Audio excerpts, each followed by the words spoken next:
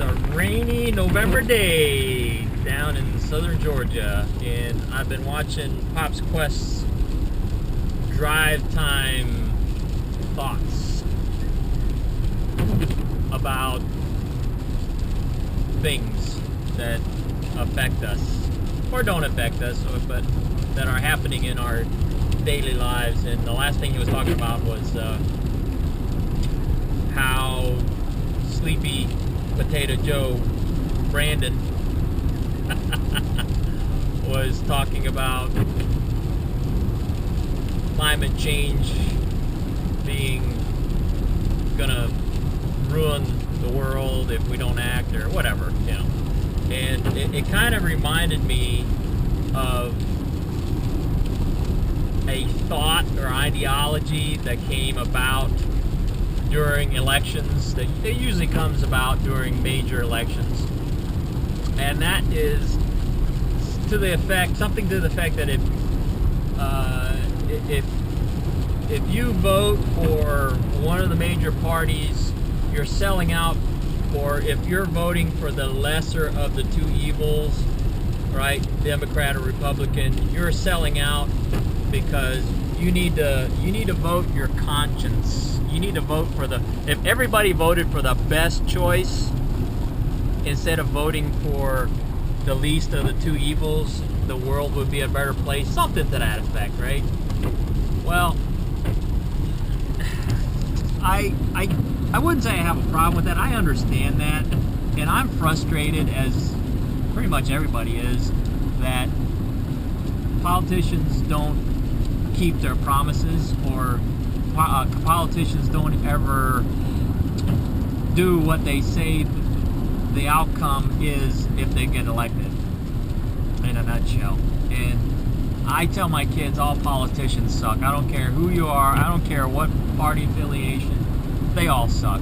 If they don't come in to office sucking, they shortly will eventually suck. And I think one of the possible solutions, I wouldn't say the 100% solution is term limits, but you know, you got the fox guarding the hen house, and you're telling the fox that he needs term limits so he doesn't eat all the hens. Yeah. Wait, hold your breath for that one, right?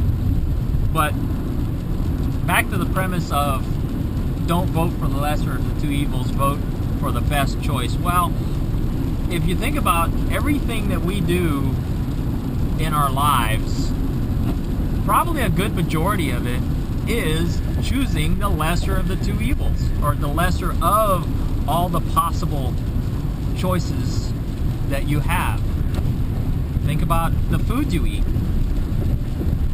Why, if you took the premise of voting for the best choice and voting instead of voting for the least of the evils, and applied that rationale to everything you do,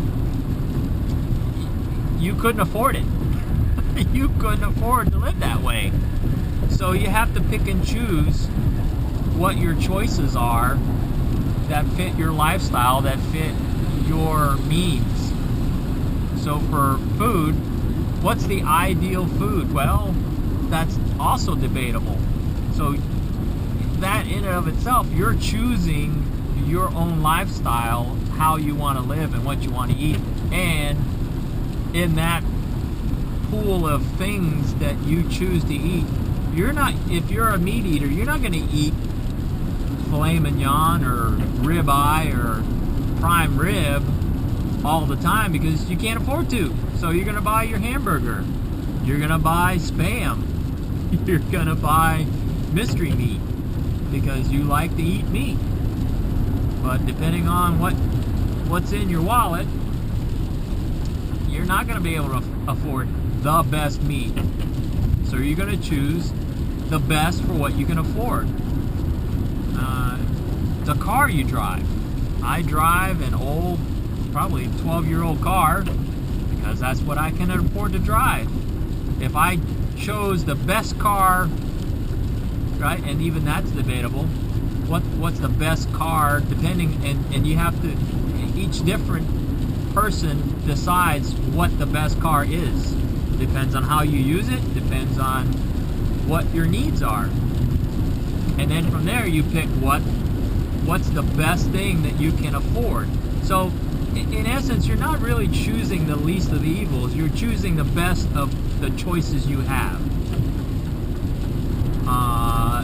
And when it comes to political affiliations, right, or who you vote for, you have to choose the best of what's available.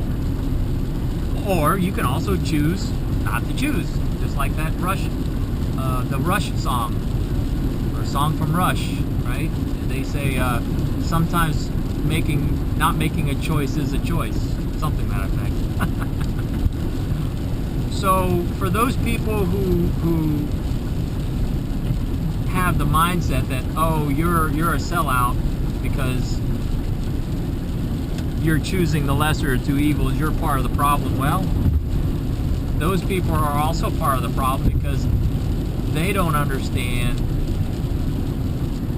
the way humans work, the way society works. I would love to choose the best candidate, but either the best candidate isn't running, or the best candidate is not chosen by that political party that you affiliate yourself with, or you know that candidate has no chance of even coming close to winning, right? So you got to hedge your bets. What is the best choice that you can make given the information that you have for the situation? So anyway, that's my thoughts about choosing the lesser of two evils. Even the people who think that way are choosing the lesser of two evils in the majority of the things that they choose every day. So that's my thoughts on that. Later. That deserves a little cowbell.